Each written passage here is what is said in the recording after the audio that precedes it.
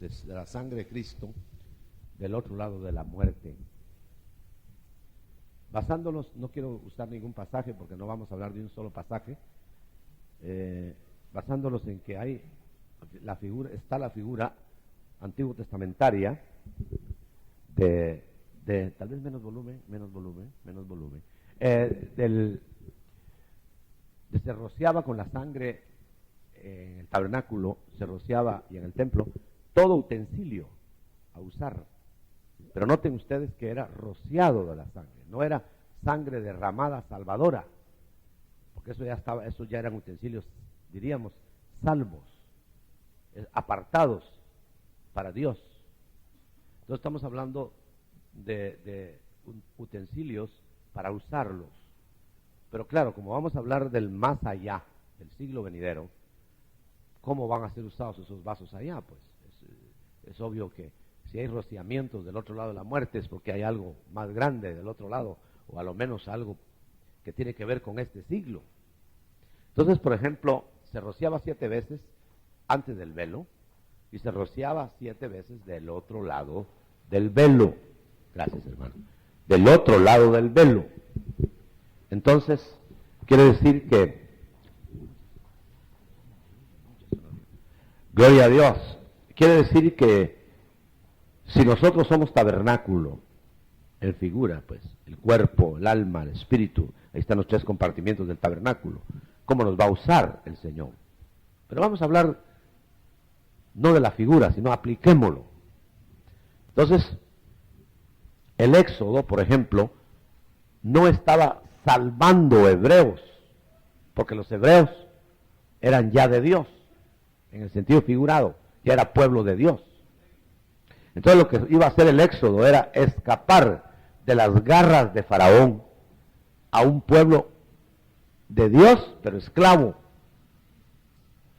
Con esto tenemos que dejar sentado que puede serse esclavo todavía de Faraón y ya se es pueblo de Dios por nacimiento. Eso quiere decir que entonces habrá hebreos espirituales ahora que están en Egipto, esclavizados. Pero que hay un Moisés, el más grande Moisés, que es Cristo, que ya los tiene en el libro de la vida, pero todavía no se ha manifestado en ellos. Esa es la razón por qué un Saulo, que estaba ya en el libro de la vida y que nació, que le revelaron a Cristo desde el vientre de su madre, todavía fue a dar esa gran vuelta por Gamaliel y sanguinario y radical. Nota usted cómo puede estar un esclavo de pasiones, aún en el terreno religioso. Entonces, todo esto es para habilitar la administración. Tanta gente pelea contra la administración porque no la conoce, no la entiende. Y la tontera más grande del siglo es pelear contra lo que uno no entiende. ¿No le parece? Bueno, pues hay gente que está mal informada de estas cosas. Acabamos de tener una reunión interpresbiterial en Guatemala y estaban tan mal informados, hermano, que fue tan fácil aclararles. Porque bueno, ¿por qué? Porque se les estaba explicando lo que ellos no entendían, pero ya estaban peleando contra uno. Lo más fácil es pelear. No vaya usted a pegar el manotón en la cara del otro, si antes de averiguar por qué le va a pegar. Y a lo mejor si usted averigua por qué le va a pegar, ya no le pega o ya le pegaron a usted. Pero es mejor averiguar, ¿verdad? No vamos a hacer como Pancho Villa, ¿verdad?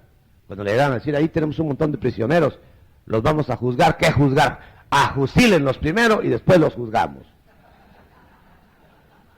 Y después otro día juzgaban cadáveres.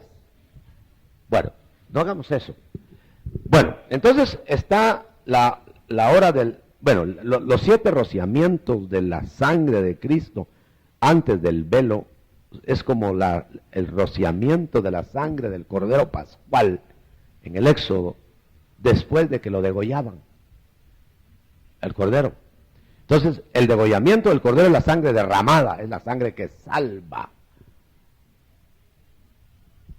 Pero la sangre tomada de la jofaina, de la palangana, y rociada sobre los elementos, sobre las gentes, esa es la sangre que purifica. La otra es la sangre que salva de la muerte eterna. Muy bien. No confundamos el baño con el lavado de pies. El baño es entero, pero la suciedad que se queda en los pies después del baño, por salir del baño sin pantuflas, hay que quitarla lavando los pies. Ese lavado no es baño. Por eso Pedro, cuando oyó que el Señor le iba a lavar los pies, le dice: Señor, ¿tú me vas a lavar los pies? Entonces, si se trata, como le dijo, no vas a tener parte conmigo si no te dejas lavar. Entonces Pedro le dice: entonces báñame. El Señor le tuvo que decir: no, si bañado ya estás. Te voy a quitar lo que te contamina. Te voy a quitar lo que hace que no puedas caminar bien. Entonces, la administración es rociamiento de la sangre. La predicación del evangelista es la sangre derramada, ofrecida al pecador. Bueno, pero está bonito el rociamiento de este lado, lo entendemos la mayoría, si no todos, porque son 7 rociamientos como Naamán. Naamán lo metieron en el agua del Jordán 7 veces. Pero es curioso que a la 6ª vez todavía estaba leproso. Y es curioso que no dice que se le iba quitando la lepra, sino que lo zambullían y salía ridículo, con musgo, porque era sucio el río, salía con cangrejos colgados aquí, y los soldados riéndose del general ahí debajo de la mano, así, porque los fusilaban, como dice Pancho Villa, fusilaban. Entonces, pero se reían del general, decían: uy, salió, miren cómo salió el general. Hizo el ridículo ante su gente, humilló Dios a Naamán delante de su gente, pero él se mantuvo precisamente por el consejo de uno de sus ayudantes. Si le hubieran pedido algo peor, no lo haría. Sí, pues me voy a meter, está bueno. Se metió, pero note. Entonces es una figura de cómo el Señor está trabajando en nosotros. Pero por eso es que dice Proverbios: 6 veces cae el justo, el hombre, va a ser justificado, pero de la 7ª lo librará Jehová. En otra versión dice: en la 7ª lo limpiará Jehová. Entonces, eso explica bien lo que yo quiero decir. ¿Por qué nosotros nos vamos a ir aquí imperfectos a la hora de morir? ¿Por qué es que el Espíritu se va a hacerse perfecto? Porque no está perfecto. Entonces, la sangre de Cristo, pues la sangre de Cristo pagó todo, el trabajo de perfeccionamiento, todo lo pagó. Pero depende a qué taller se va uno a meter, ¿verdad? Entonces se va a morir una persona. Bueno, el Espíritu sale volando, imperfecto. Estamos hablando de salvos. Se va imperfecto. ¿A dónde se va? El velo que se está tipificando en la figura es la muerte física. El velo o la transformación. Porque cuando Cristo rompió el velo, lo rompió con su cuerpo, es decir, murió y se rasgó el velo. Es más allá de la muerte. Entonces déjenme hablar de más allá de la muerte, porque hablar de este lado está fácil. Uno va desarrollando, se va creciendo en gracia. Hoy sabe más que ayer, si es que se está desarrollando, si se deja desarrollar. Pero cuando llega la muerte, por mucho que uno se haya desarrollado, se va a desintegrar en 3. Pero ya como vamos a hablar del otro lado de la muerte, fíjense bien que yo dije del otro lado de la muerte, rociamientos del otro lado de la muerte, no en la muerte. Esto tal vez va a ser lo más difícil de explicar, no me va a coger el tiempo, pero porque vamos a hacer 2 temas. Entonces note, se fue el Espíritu a los ámbitos del Padre. El Espíritu es el aliento del Padre. No es Dios. El aliento es aliento de Dios, pero no es Dios. Es un espíritu que le da la vida al hombre. O es un espíritu, en otro sentido, se lo prestan al hombre, a ver qué hace con eso. Cuando vuelve en la muerte al Padre, lo va a ver qué hizo, ¿no? Vino como un espíritu guardián. Así como vino Caín a ser guardián de su hermano y lo mató. ¿Acaso soy guarda de mi hermano? Sí, es guarda, el espíritu. Un hermano tuvo una revelación ahí en Guatemala, el hermano Zapalú, o el profeta que trabaja con él, La revelación era esta, vio unos seres de blanco, hermosos, pero llorando. Y le dijeron que esos seres como angélicos, parecían ángeles, eran los espíritus que estaban llegando al Padre. ¿Pero por qué están llorando?, preguntó. Están llorando porque sus almas no las cuidaron bien.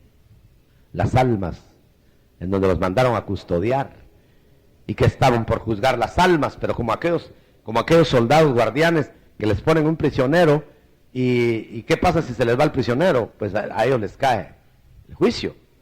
Entonces como que los espíritus van a ser enjuiciados por el trabajo que hicieron o que no hicieron con las almas que les asignaron. Bueno, paremos ahí. Bueno, entonces los espíritus van allá y dice la Escritura que los espíritus deben ser irreprensibles. Ahora, como fueron reprensibles todos, aparte de que Cristo los salvó al tomar el espíritu, pero de todas maneras ya dijimos ayer que hay tribunales para los espíritus. Usted sabe que, por ejemplo, hay espíritus encarcelados para ser juzgados en el día del juicio, dice.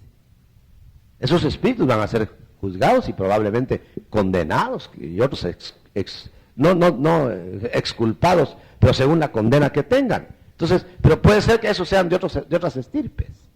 En este caso que estoy mencionando es estirpe angélica, espíritus de ángeles que van a ser juzgados, están en prisiones eternas para el día del gran juicio. Pero hablemos de nosotros los hombres. Ese santo de Dios que murió, ese Elías no ha muerto. Mire el que busqué, el que no ha muerto. O alguien que haya muerto, ese santo Moisés, lo mató la ley. El que llevó la ley, lo mató la ley. Y el que la cumplió, que es Cristo, también lo mató la ley, pero lo mató la ley por nosotros, porque él cargó el pecado de nosotros. Pero note usted que se va a Moisés, que lo mata la ley, pero está salvo. Bueno, quisiera decirlo todo, yo no sé cómo va a ser con el tiempo, pero es muy importante esto. Entonces, claro, el espíritu se fue allá y lo dejan en espera. Espérese, vamos a juzgarlo. Pero, si es un espíritu de salvo, lo desarrollan, porque se hace perfecto. Ahora, ¿qué papel va a desempeñar? Ahí estamos hablando ya de rociamientos del otro lado de la muerte. Pero en el espíritu hay una progresión, o hay un estatismo, o una regresión. Depende del espíritu. Pero note esto, hermano.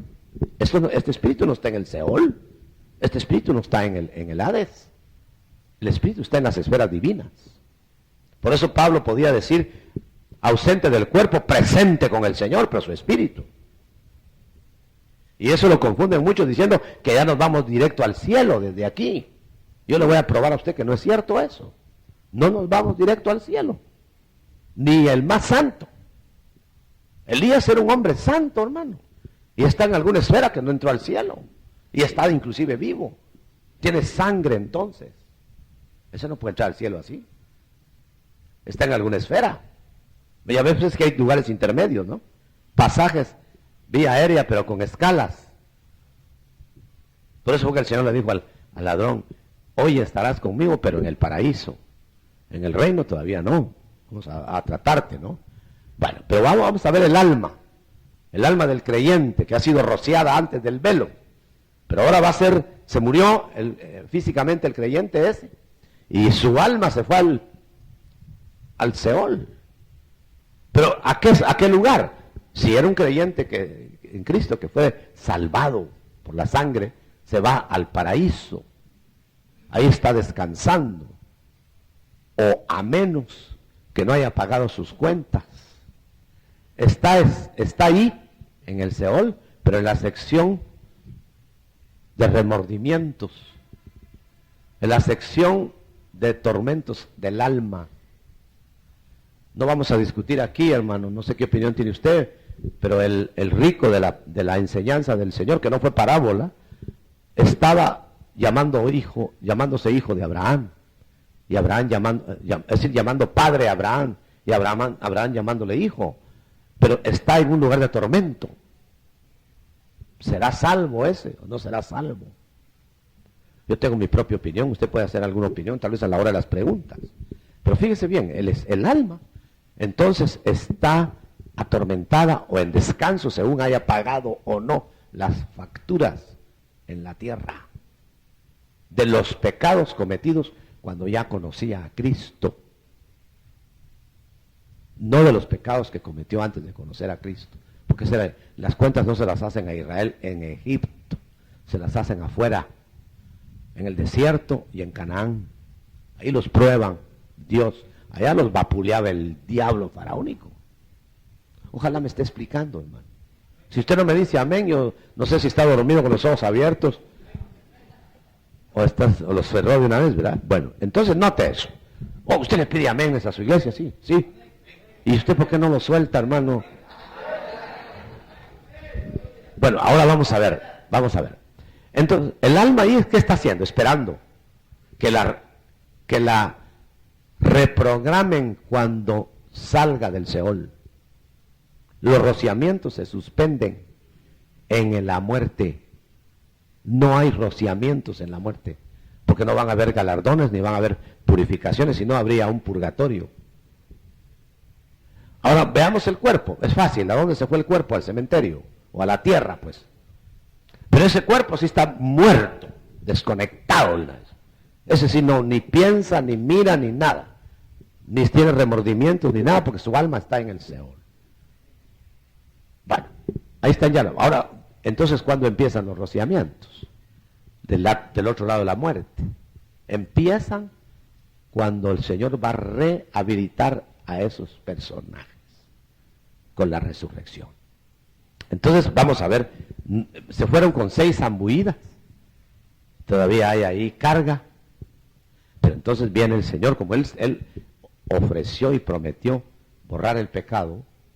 El pecado ya lo borró el pasado, antes de Él. Pero deja que al rociamiento del otro lado del velo se borre los pecados, no el pecado, porque ese ya está borrado, los pecados. O sea, las consecuencias de tener un cuerpo de bajeza, las consecuencias de tener un cuerpo limitado, de ser débiles. Pecamos ya en Cristo, porque sí, eso es evidente. Si hasta las ciudades de refugio dan el ejemplo. En las ciudades de refugio había juzgamiento. Y era ya para determinar qué pena le iban a poner al reo. Esos son rociamientos y juzgamientos del otro lado. Bueno, vamos a ver. Aquí está un alma porque el alma está, al levantarse ya tiene que estar perfeccionada. Pero no se fue perfecta. Entonces la van a reprogramar para un cuerpo que lo van a mudar. Entonces, en cierto sentido, empecemos con el cuerpo. Van a perfeccionar el cuerpo. Porque estaba carroñudo, feo, se sembró un cuerpo en ignominia, se sembró, aunque sea cristiano, la misma forma tienen los cadáveres cristianos que los impíos. La misma palidez, mortual. Bueno, entonces llevan el cuerpo, ya a la hora de la resurrección, vamos al séptimo rociamiento del cuerpo. Levanta el cuerpo. Con el séptimo rozamiento, ya carne de niño, dice, en Naamán. La muerte fue en el Jordán de Naamán, la muerte a sí mismo, la figura. Entonces sale del Jordán, ahí no hicieron nada, sino hasta la 7ª vez, cuando lo van a levantar, la última vez. ¿Nota la figura, mi hermano? Digan amén, hermano. Los vamos a mandar de corderitos un rato. Ayúdenme con decirme amén. Y si no están de acuerdo, diga amén, pero no estoy de acuerdo. Bueno, está bien. Y después platicamos. Entonces, ya está el cuerpo, está listo ahí el cuerpo. Cuerpo de oro, hermano, glorioso. Estuche eterno. Ya lo arreglaron, pues. Pero no le van a poner un alma desprogramada. Entonces reprograman al alma súbitamente. Completan la reprogramación. 7º rozamiento del alma. Pero falta el 7º rociamiento del espíritu. Entonces allá arriba, como el espíritu se siguió desarrollando, llega la hora, como que coincide la hora de la resurrección, y complementan en el 7º rociamiento del espíritu, y entonces ya están listos para unirse. Sale de la tumba el cuerpo, sale del Seol el alma, y se une el espíritu hecho ya perfecto, y estamos listos para la eternidad. Pero nota usted que en la muerte no hubo nada.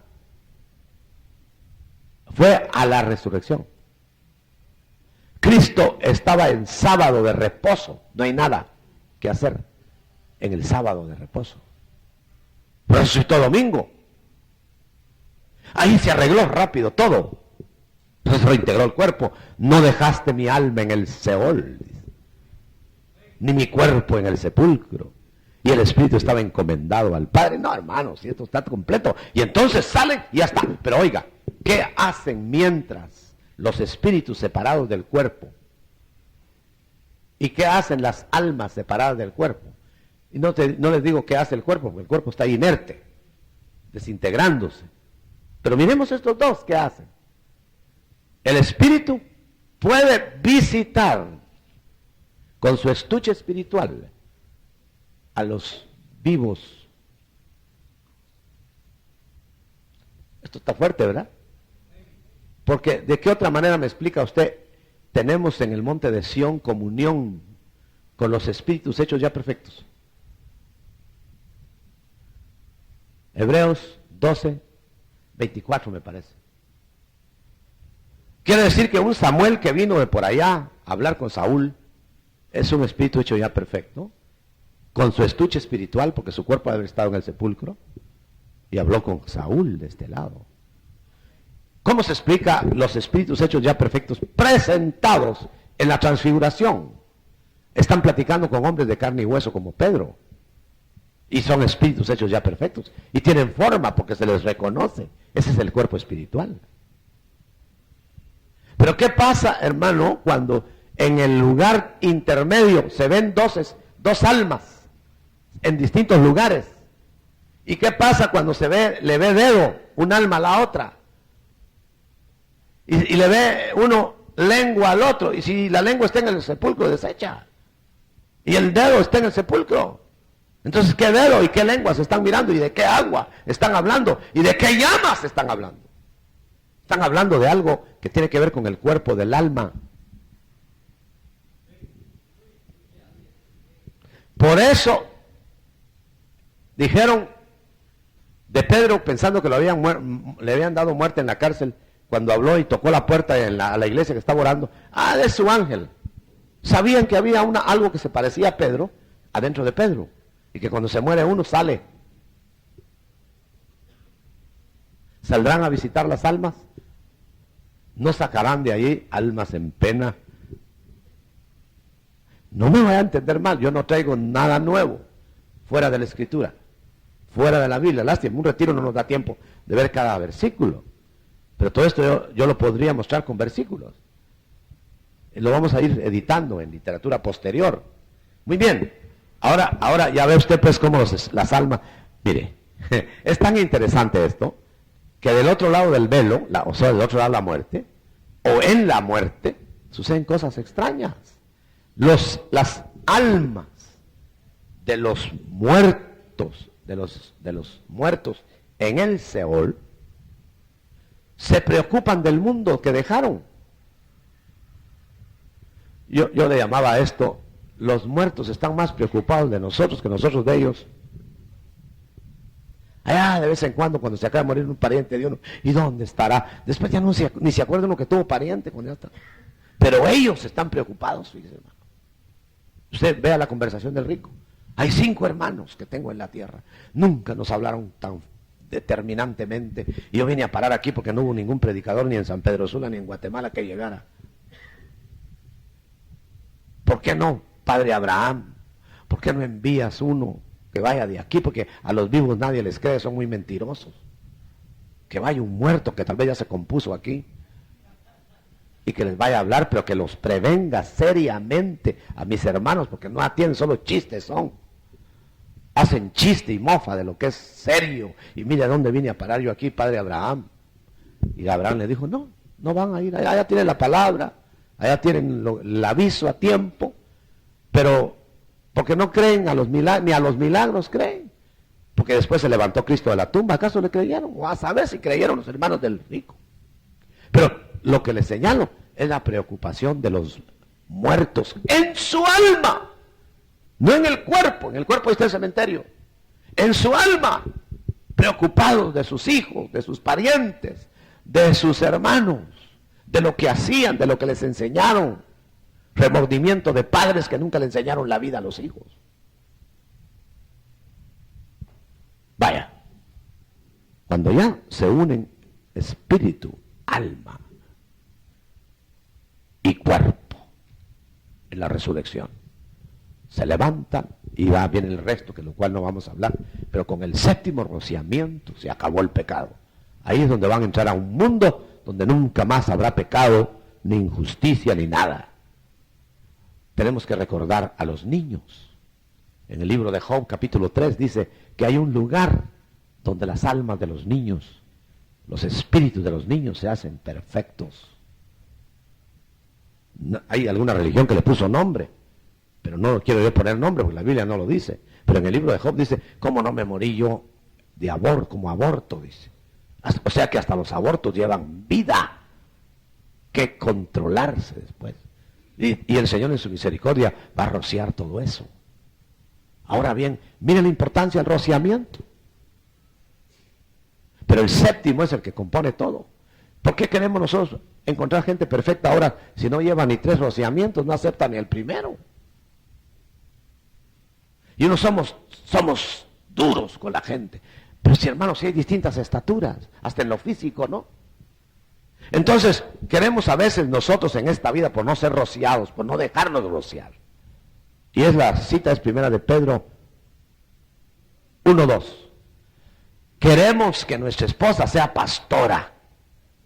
Queremos que hablando de perfeccionamiento a lo humano, nosotros nos creemos muy altos, muy elevados, y la pobre mujer no entiende nada, es una tontita, que solo te hace la comida, y que no sé cuánto, y tú sí, pero eso sí, la quieres hacer pastora, y quieres que tus hijos sean diaconotes o diaconitas. ¿No te han mandado a eso? Cúbrelos. Nada más. Los rociamientos de este lado van parejo con lo que va a haber después. Y lo de aquí se paga allá y lo de allá se arregla de alguna manera aquí, hermano. A veces no entendemos las coberturas.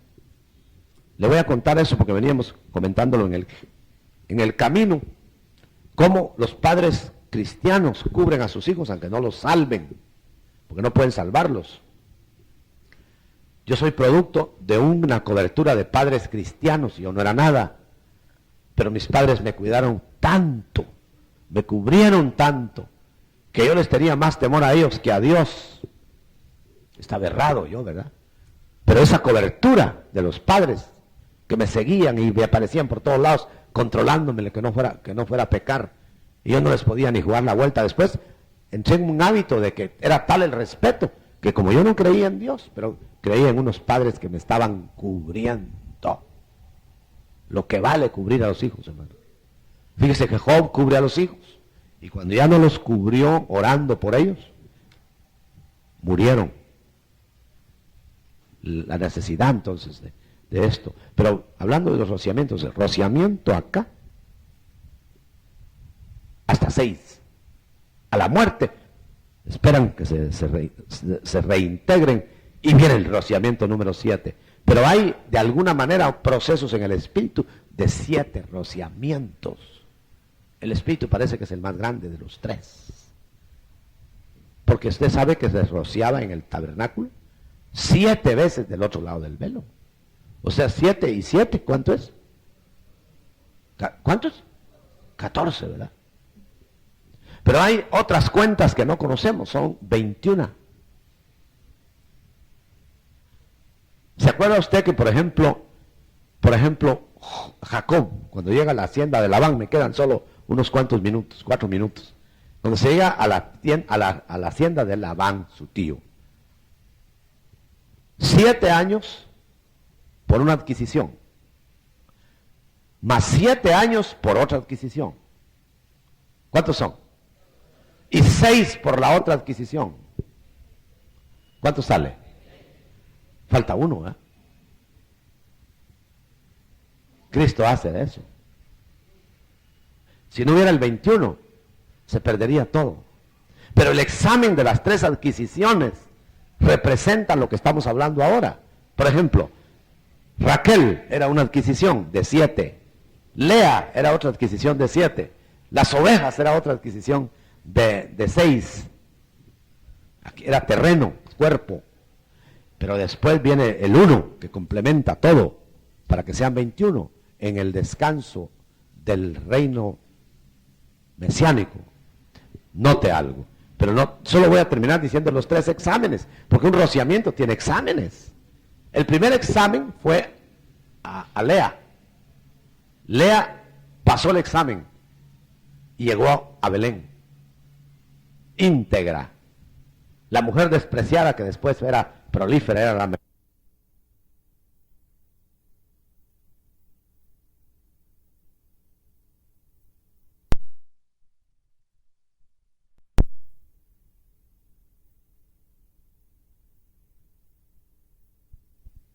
Quedó en el camino porque hizo pacto inmundo con los ídolos.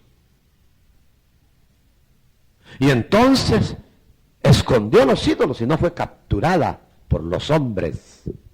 Pero Dios la mató en el camino. No llegó a Belén. Pero sí se conservó un hijo dentro de ella que nació con la muerte de la madre. Y ese es el remanente, porque la primera representa la iglesia que pasó el examen, y la otra representa al Israel que solo saca el remanente, y lo demás muere. Ojalá que me esté explicando. Pero el ganado lo examinaron uno por uno, porque creía Labán, tipo del anticristo, que le habían robado ovejas, que Cristo, en el sentido de Jacob, le había robado ovejas. Le dijo, no, examínela. Y se empezó a examinar Labán y no encontró ninguna de robo. O sea que Dios se va a llevarlo de él, por medio de Cristo. Pero oiga, ¿cuándo marcaron a esas ovejas? Antes de nacer. Solo levante su mano derecha al cielo. ¿Estará usted marcado antes de nacer? Aleluya. ¿Ya vio los 3 exámenes? ¿Ya vio los 7 rociamientos del otro lado de la muerte? Por eso tenemos un capitanaje humano. Tenemos un capitán que es el único que nos capitaneará más allá de la muerte. Cualquier general de la tierra, por mucho que ame a sus soldados valientes, los deja en la tumba cuando mueren en combate. Y ni el saludo le hacen porque ya no son nada. Y ahí se despide el general, ya no ni se pone de pie el soldado, pues está muerto. Pero nuestro general no nos deja en la tumba, sino que todavía le hacemos el saludo antes de morir y le vamos a hacer el saludo ya para levantarnos. ¿Qué general hay? Así. Ahora, si usted tiene ese general, ¿por qué lo quiere cambiar? ¿Por un generalito? ¿Por un terreno? ¿Por una pasión? Si usted es producto de un plan, no es improvisado. Así como lo ven a usted, hijo del rey. No tiene para el camión, para la camioneta, pero es hijo del rey. Espérense, después va a tener para comprar camionetas, no digamos para ir. Gloria a Dios. Amén. Y amén. Las preguntas de este tema. Amén, hermano. Va a haber otro. Si alguien quiere preguntar, ahí está el hermano con los papelitos. Solo para lo que es del tema ahorita. Llegó la primera, dice, si todo esto tiene que morir, ¿cómo y dónde quedarán los vivos que esperan el reino eterno? Todos, vivos y muertos, salvos. Fíjense que estoy contestando concretamente la pregunta. Todos los salvos, vivos o muertos, seremos transformados para el reino eterno, porque ahí no entra carne y sangre. Así que los vivos tendrán que botar la sangre, qué sé yo, se va a evaporar, qué sé yo, pero no va a entrar con carne y sangre. Estamos hablando del reino eterno. Al reino del Mesías sí, se puede entrar con carne y sangre para ser probado ahí, pero al eterno tienen que pasar todos por el séptimo rociamiento, en su nivel. Si hay alguna otra pregunta, aunque recojan las otras después para no perder tiempo. Si tienen algún oral, o no sé, no cabe. Bueno. Dice hermano Otto, ¿cuáles son en síntesis los 7 rociamientos detrás de la muerte? ¿Me podía enumerarlos? No, porque perderíamos el centro del desarrollo del tema. Podría yo enumerar distintas aplicaciones que se dan. Por ejemplo, el arrepentimiento es un rociamiento. Por ejemplo, el bautismo, por ejemplo, la conversión, el desarrollo del ministerio, la santificación, la consagración. Hay 7, pero no tendríamos el tiempo de analizarlos porque cada uno tiene su aplicación particular. Dejémoslo nada más para después. ¿El alma es estática en la muerte? ¿O prosigue su limpieza? No, es estática. Porque si estuvieran limpiándola en el Seol, a lo menos es lo que alcanzo a ver, habría purgatorio. Entonces está estático. Lo que sí pasa es que cuando no pagó facturas, se está acordando de las facturas insolventes. Pero eso no es progresión, ni limpieza, porque no hay ahí arreglo ya. Como va a salir de ahí, el arreglo tendrá que ser si va a ser vivificado. Si no va a ser vivificado, ¿para qué le van a arreglar? ¿Para qué lo van a reprogramar si lo van a condenar para el infierno? Amén. Samuel regresó a través de una divina. Sí. ¿Podría explicarme esto si los muertos, los espíritus no pueden regresar? Sí, pero no regresó a través de una divina. Samuel regresó a sentenciar a Saúl, que lo encontró con una divina, y a la divina le estaban haciendo todo ese relajo, y Samuel bajó a sentenciarlo, no a felicitarlo. Ni siquiera le alzó a ver a la divina, ni le dijo nada a la divina. La divina estaba más asustada porque era charlatana, estaba asustada de lo que estaba pasando, pero no fue por gestión de ella que llegó Samuel, sino por órdenes de Dios para sentenciar a los espiritistas y para sentenciar a su ungido apóstata. No sé si entendí bien, pero son 7 rociamientos para el alma, 7 para el cuerpo y 7 para el espíritu. 7 en cada escala, pero 7 formas. La forma serían 7 para los 3, alma, cuerpo y espíritu, pero en cada uno se aplica diferente. Entonces parece que fueran 7 por 3, 21 en cada vez. Pero esos son números cabalísticos, no son números literales. Hermano Otto, ¿puede haber manifestación de este lado de los vivos, de las almas muertas que están preocupadas por los vivos, es decir, en sueños, visiones, apariciones, etcétera? Es posible que haya visitaciones de ese tipo en las escalas y en los canales que Dios tiene, pero no hagamos mucha fiesta de eso, porque también hay demonios que van a suplantar, también hay demonios que van a hacer todas esas cosas, son los que están engañando a los espiritistas. Pero hermanos, entendamos que cuando ya se entró en otra escala, el cielo y la tierra pierden sus fronteras. Y entonces, ¿sabes? Como cuando el Señor estaba en la tierra, dice, yo estoy en el cielo, y estaba en la tierra. Porque Él ya no tenía fronteras, el cielo para Cristo, que es prototipo de nosotros. Se abrió en el bautismo del Espíritu. Se abrió y se quedó abierto. Entonces Él ya estaba en el cielo y en la tierra. Y sin embargo tuvo que ascender físicamente. Las esferas de más allá no las entendemos aquí, porque son diferentes. Hermano apóstol, favor de explicarme con qué cuerpo se presentó Cristo en los 40 días de la resurrección. Con el cuerpo glorioso, glorificado, pero en la escala humana, en la escala 4. La escala 4 es la escala en que se puede ver aquí y no caer muerto. La escala 4 es esa. La escala 6 es la escala de la manifestación más allá de lo terreno. La escala 7 es la escala de la perfección del varón. Y la escala 8 es la plenitud de Cristo en nosotros. No podemos hablar, ese es otro tema. ¿La predicación de la palabra será un rociamiento o solo un lavatorio? La palabra es lavatorio, el lavacro de la palabra. En cambio, la sangre es un rociamiento para obedecer, para mantener el desarrollo, para acelerar el desarrollo. Si no hubiera rociamiento, el hijo se queda enano. Si no hubiera rociamiento, se queda sin desarrollo, porque no tiene alimento suficiente. y nace una ratita así, ¿verdad? Pero quiero decir con eso que el que dejaron para desarrollar al creyente es al Espíritu Santo. Ahora el Espíritu Santo no va a hacer más allá de lo que uno le permita. ¿Qué pasará con el alma de los salvos? Sabemos que el impío se va al Seol o al infierno. ¿Los salvos? ¿Habrá un lugar intermedio? No, es que estuvimos hablando de los salvos. Ahora cuando estamos hablando del inconverso, el inconverso se va a un lugar de tormento, puede ser la gehenna, el tártaro, el abismo, puede ser, bueno, el abismo parece reservado a demonios y a espíritus inmundos. El tártaro para ángeles caídos, deformes. Hay lugares, la gehenna, está el infierno que se llama, pero como se ha hecho tanta confusión en la semántica de las traducciones, ya no sabe uno cómo explicarlo, porque no es lo mismo el infierno en este sentido.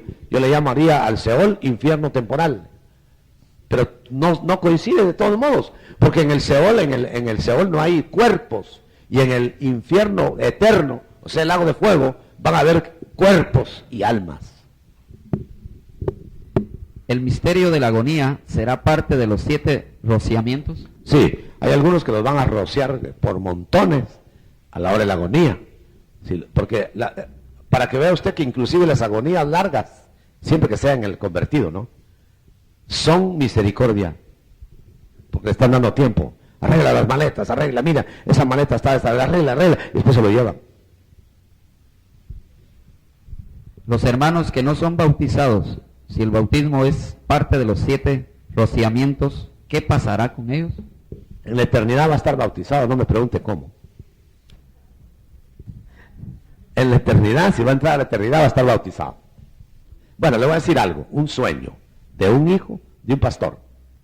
Estaba yo enseñando esos misterios que no quiero explicar mucho porque la gente que no entiende, de ese lazo me quiere colgar. Pero esa vez estaba yo explicando que el bautismo era necesario. Y entonces el pastor un pastor ahora muy acercado con nosotros, se fue dudoso, dijo, no, eso está raro, y se fue dudoso a su casa. En la noche, su hijo de 8 años, que ahora es un gigantón que lo acabo de ver allá en Estados Unidos, estaba chiquitito así de 8 años, y no fue desde luego al estudio, nada más el papá. Pero otro día llegó conmigo agitado el papá y me dice, hermano, me dice, ahora sí creo lo que dijo usted ayer. Ah, pues entonces ayer no creía usted, le digo. No, pues va a ver mi hermano, me dice, me fui yo dudoso. Tiene derecho alguien a irse dudoso, afronte ese riesgo. Pero ¿qué pasó cuando llegó en la noche? El hijo en la mañana le dijo, papá, tuve un sueño, y dice que nunca lo despertaba para otras cosas. Tuve un sueño, fíjese papá, que estábamos llegando todos en unas barquitas al cielo o al reino eterno. Vio el paisaje del reino allá, todo de blanco allá del otro lado, pero como había un río muy ancho y todos iban llegando en lanchas. Y dice dice lo que le estaba contando al papá, todo lo que yo dije en la tarde se lo estaba contando el niño, pero se lo dieron por sueños. Mejor aprendiéramos por sueños, ¿verdad? Bueno, pero fíjese que cuando van llegando, dice que estaba el Señor allá, en el otro lado, en el reino eterno. Y entonces estaba el Señor así parado, y habían ángeles de los dos lados, y habían personas que no eran ángeles. Y entonces los ángeles y esas personas estaban con toallas en sus brazos. Y entonces el Señor, cuando pararon todas las lanchitas ahí, dijo, a ver, ¿dónde están los que se bautizaron en la tierra? Entonces levantaron la mano los que se bautizaron en la tierra. Todos los ángeles los entraron a coger y los metieron al reino.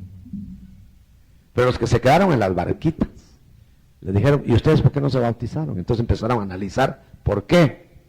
Y los que aprobaban ciertas cosas, que les preguntaron, los ángeles los cogían y los bautizaban en el río. Y los sacaban mojados, temblando, los entraban allá después de bautizarlos.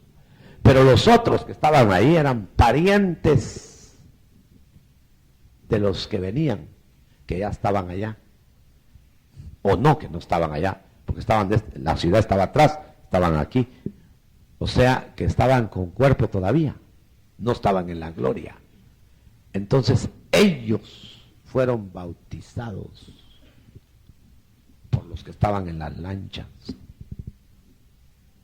que por alguna razón no se habían bautizado. La clasificación ahí no la entendí yo porque no la explicó el muchachito. Pero el hermano pastor creyó en esa doctrina.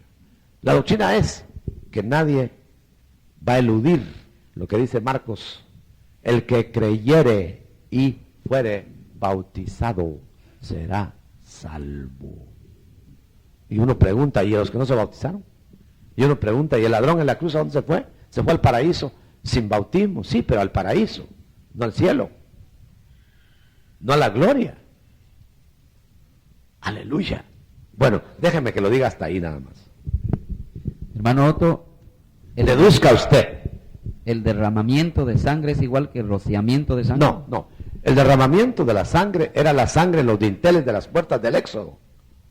Salvaba al primogénito y salvaba la casa.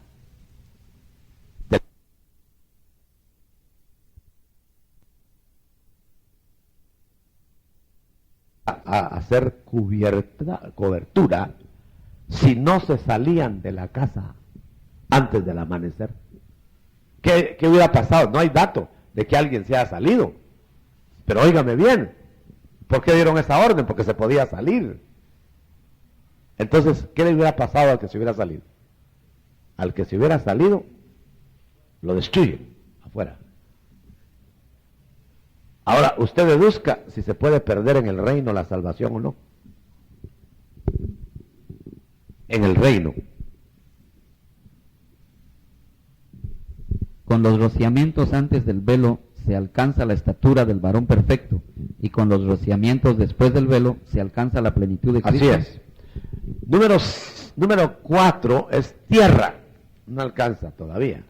Número 6 es humanidad. Ahí se agarra la estatura del varón perfecto en el rociamiento que Cristo hace. O sea que nadie se va a ir de aquí si va al máximo, sino con el 6. Por eso el anticristo sumó 6, se quiso hacer perfecto él. Pero nosotros no nos vamos a ir 6, nos vamos a ir de 6 a 7. O sea que nos aprueba el 7, la estatura del varón perfecto, a la manera del Cristo resucitado, pero en la tierra. Pero luego viene el 8, que no es rociamiento, porque son 7, sino es el premio, que es tener toda la plenitud de Cristo. El Cristo que Juan lo vio en la playa, en la tierra, y platicaron, pero cuando lo vio en el número 8 de gloria, cayó como muerto. Hay grados de perfeccionamiento y de desarrollo. Hermano Otto, el caso del ladrón de la cruz, hay varias preguntas. Quisiera que me lo explicara cómo funcionaron ahí los rociamientos. Bueno, si queremos imaginar un poco, porque hay cosas que no están escritas, el ladrón en la cruz se fue al paraíso inmediatamente en su alma con Cristo, pero no se fue su cuerpo se fue al cementerio, o lo tiraron ahí, ¿verdad? Pero su espíritu se fue a perfeccionar a las regiones del Padre para estar apto de entrar al reino eterno. Porque se le dijo, Señor, acuérdate de mí cuando vengas en tu reino o a tu reino. Esa era la preocupación de él. Y eso, claro, lo arreglaron porque va a estar en el milenio. Yo voy a conocer, a esa ladrona voy a preguntar por qué era tan matón, pero va a estar en el reino mesiánico. Pero no es de ahí, es de más. Él tiene que entrar al reino eterno, porque el Señor lo salvó, y nadie se va a salvar totalmente, definitivamente, si no entra al reino eterno. ¿Qué pasará con Elías y Enoc, ya que ellos no tienen sus cuerpos en el cementerio? ¿Cómo los van a perfeccionar? Ese es otro boleto, hermano. Ellos a lo mejor van a venir a terminar de arreglarse aquí en la tierra, como dicen que van a volver. Pero acuérdense que Moisés es un muerto resucitado en este caso, y Elías sería uno que no ha muerto. Son tratos diferentes a los dos. No sé cómo los van a arreglar, hermano. Algún día lo voy a saber. El espíritu se va con el padre, el alma se va al Seol con el padre Abraham. ¿Será que Abraham es el padre de las almas? No, el padre de todo eso es el Señor, pero Abraham es un regente ahí. Por algo él es el padre del Hades o del Seol. Por algo él es el padre de la fe. Por algo somos hijos de Abraham. Pero no en el sentido total de fondo, sino en un regenteo, en un trato temporal de lugar intermedio, mientras se llega a lo eterno. Lo eterno es lo definitivo. Después de Perdona, Jorge. puede ser que alguien piense en lugares intermedios como que estuvieran hablando de purgatorio, pero no. Lugares intermedios son todos los sitios, sean posiciones espirituales o lo que sea, que no es lo definitivo. Por ejemplo, el cuerpo es un lugar intermedio, este que tú tienes, porque ese no va a ser el definitivo. El Hades, el Seol, es un lugar intermedio porque no va a ser eterno, lo van a echar al lago de fuego, todo eso. Entonces, lo definitivo y eterno es lo que hace necesario lugares que no son intermedios. Todo lo demás es intermedio, absolutamente. La tierra, esta es un lugar intermedio porque la van a destruir, pero no la van a destruir, no van a destruir la tierra eterna, van a destruir lo destruible, lo móvil, pero lo inconmovible va a quedar por toda la eternidad. ¿Es un error predicar cuando alguien en Cristo muere y decir que ya está en el cielo? Bueno, por eso expliqué, ausente del cuerpo, presente con el Señor, es el famoso texto que cogen los tradicionales, pero hay que analizarlo con contexto.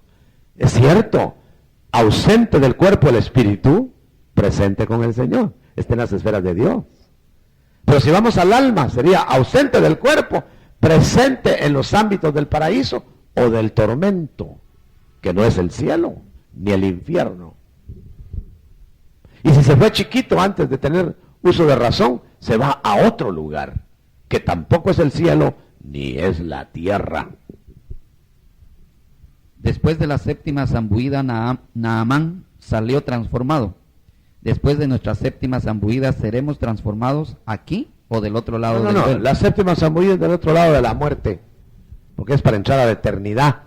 En cambio, para entrar al reino mesiánico no se necesita eso. Usted sabe que van a haber gentes que van a matar en el milenio, o sea, en el reino del Hijo. Entonces no hay inmortalidad ni eternidad ahí.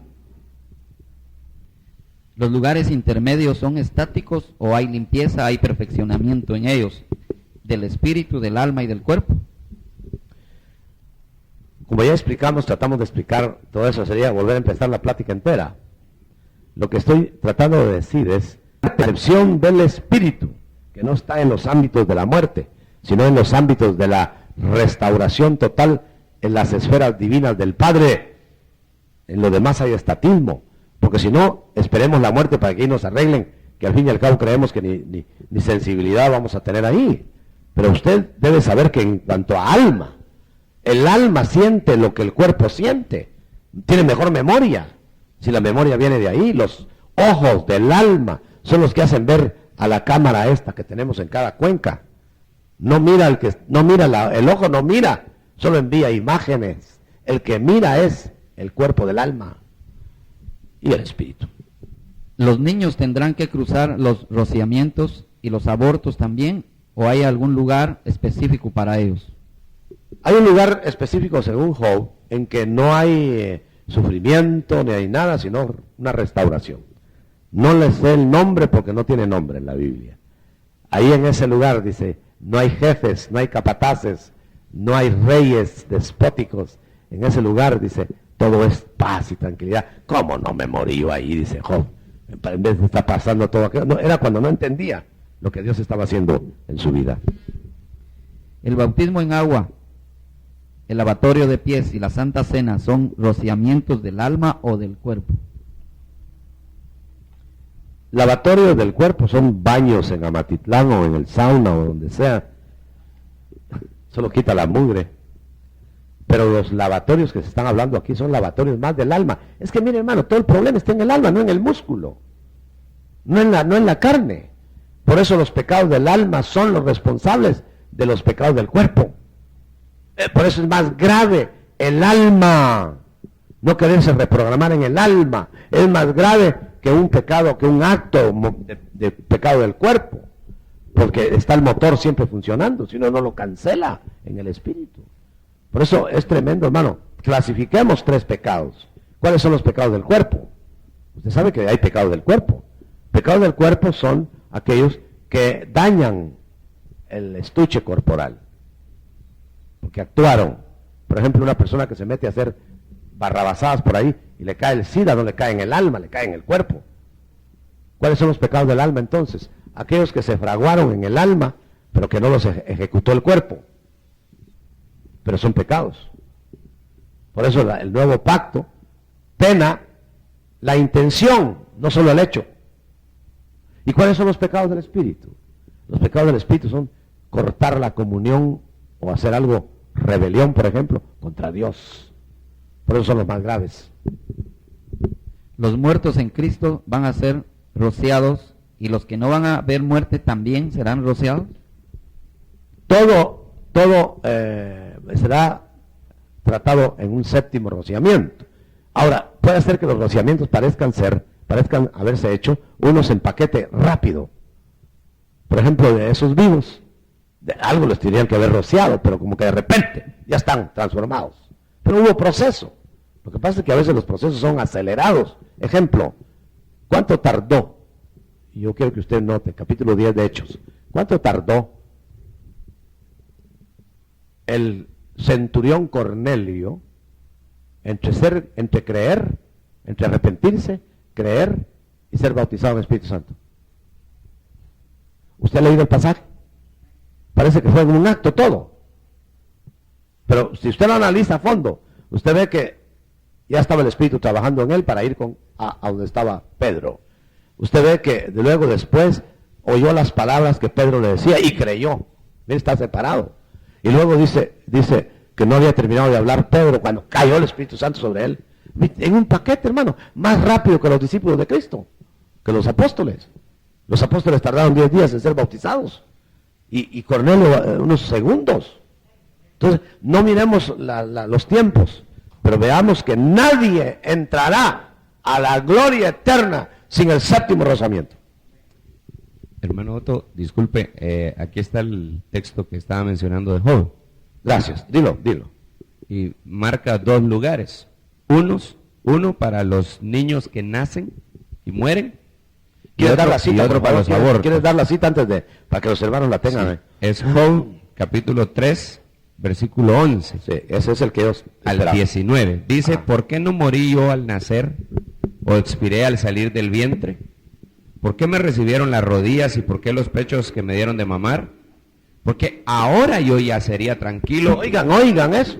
Dormiría y tendría descanso juntamente con los reyes y los consejeros de la tierra que reedificaron ruinas para sí. Está hablando si hubiera sido aborto. Aquí en este momento está hablando si hubiera muerto al nacer. Entonces dice, y reedificarían ruinas para sí, o con los príncipes que tenían oro que llenaban sus casas de plata. Ahora vienen los abortos y dice, ¿o por qué no fui como aborto desechado? Yo no existiría como los niños que nunca vieron la luz. ¿Oyes? En ese lugar los impíos cesan de airarse, ahí reposan los cansados, juntos reposan los prisioneros y no oyen la voz del capataz. Oiga bien. Por eso es que hay dudas en qué momento entra la responsabilidad al hombre. Y por eso hay dudas en qué momento el alma se une con el espíritu. Porque usted nota que es diferente el aborto, que nunca vivió, pero hay trato. Al que nace casi recién nacido y se muere, es diferente.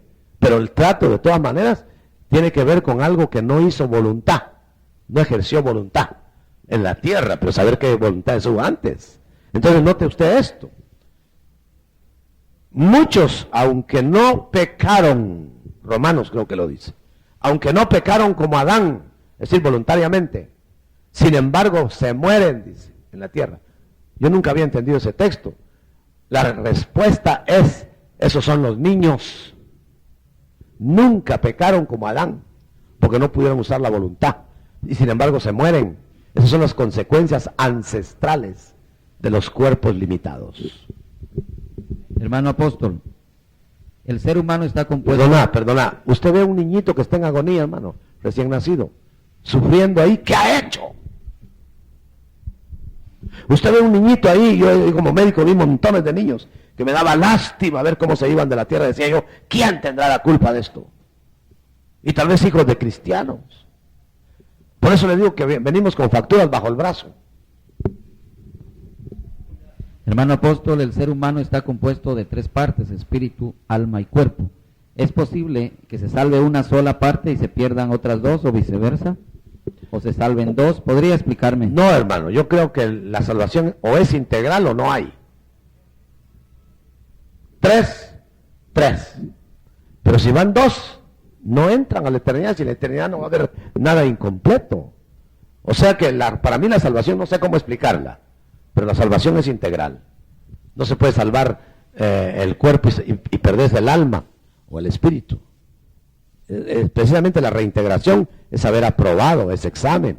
Ahora, cuando no hay integración o reintegración, entonces no hay salvación. Pero ¿cómo lo arreglará el Señor? No sé. Menos mal que no me toca a mí arreglar eso. ¿Solamente la novia tendrá el séptimo rociamiento o toda la familia o el pueblo de Dios? Solamente la novia tendrá el séptimo rociamiento. ¿Y qué más? O toda la familia de Dios. No, nadie entrará a la eternidad sin haber pasado por el séptimo rociamiento. Yo le agregaría, nadie entrará a la eternidad si no nace del agua. Lo dijo el Señor en Juan 1. No, ¿en Juan qué? 3. Mire cómo dice. Nadie va a ver el reino si no nace otra vez. Ese es el nuevo nacimiento salvador. Pero cuando dice, nadie entrará en ese reino si no nace de agua y del Espíritu.